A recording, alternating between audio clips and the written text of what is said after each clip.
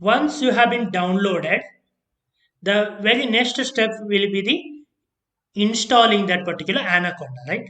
Once you have been downloaded, we will install the Anaconda. How to install the Anaconda? From the download where this downloaded file is there, go there and double click on that. Okay, double click on that, or right click and run also we can do. Like right click and open also, run as an administrator also we can do. Once you double click, once you double click, it says that welcome to Anaconda 3. Like this, the new latest version it will show. Click next to continue. Click on next. Then we have to say I agree. Then only just me means only I am using, not all are admin here. So I say just me. And where exactly it will be installed? It is C drive. It will be installed. Then say next and say that add Anaconda 3 to my path environment variable. Okay, and you can say um, okay, it's enough. Then say install. It will start installing your Anaconda. In case if you are getting any errors, means your system is not supporting that particular software. Okay, you need to update your system. As I said, 64-bit Windows 10, at least 4 GB RAM.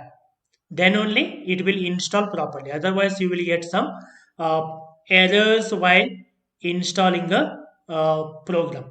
Okay, it may take some time to install. Okay,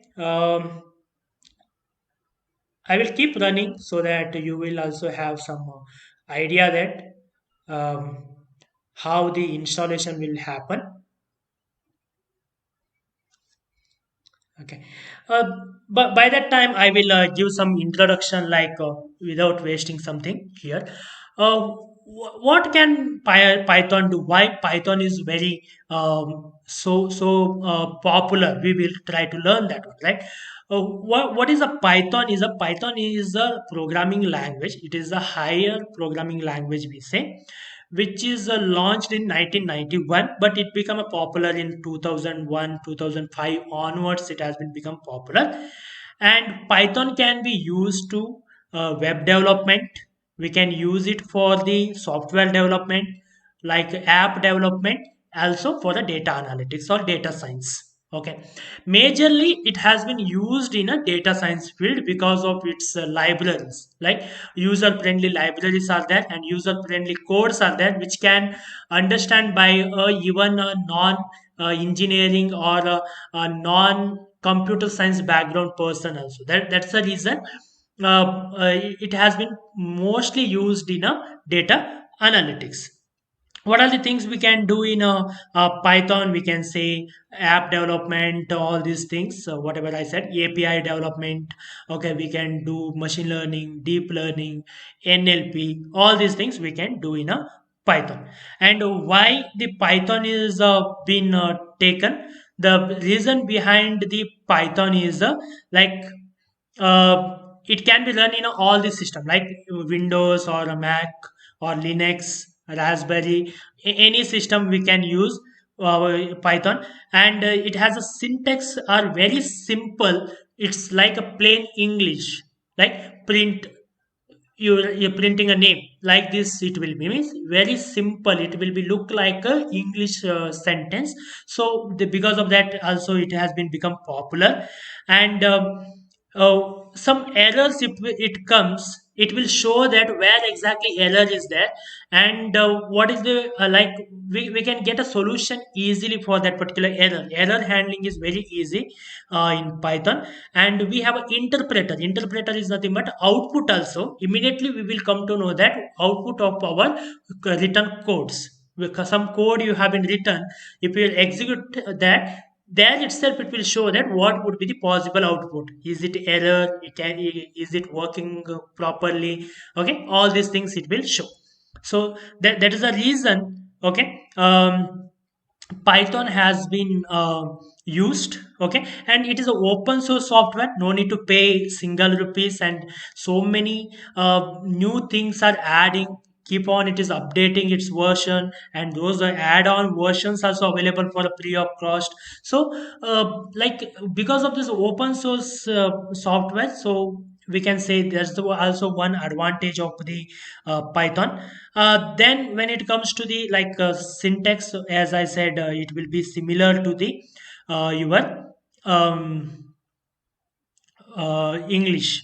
Okay, and we have been once we have been installed this particular software. Okay, we will get to know that how this particular software will work. Okay, how to work on the software. Now, once you have been done, completed. It says the completed. Then click on next. Now it says that Anaconda, like a PyCharm, all these things are there. Then say next. Okay, it says completing Anaconda setup, finish. Okay, once you have been downloaded the Anaconda, okay, it will also open that Anaconda, this one also by default.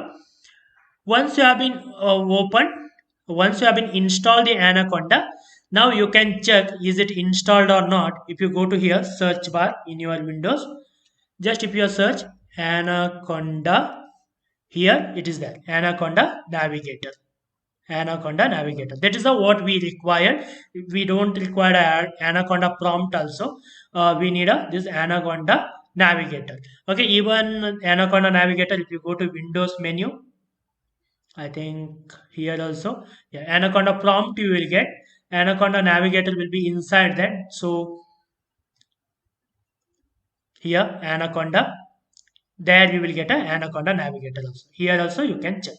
Okay, we have a Jupyter notebook. This is also we require. What is the difference? I will let you know that. Okay. First, once you have been installed successfully, next you can go through that particular thing like how to work on a Python. We will try to understand by using this Anaconda navigators.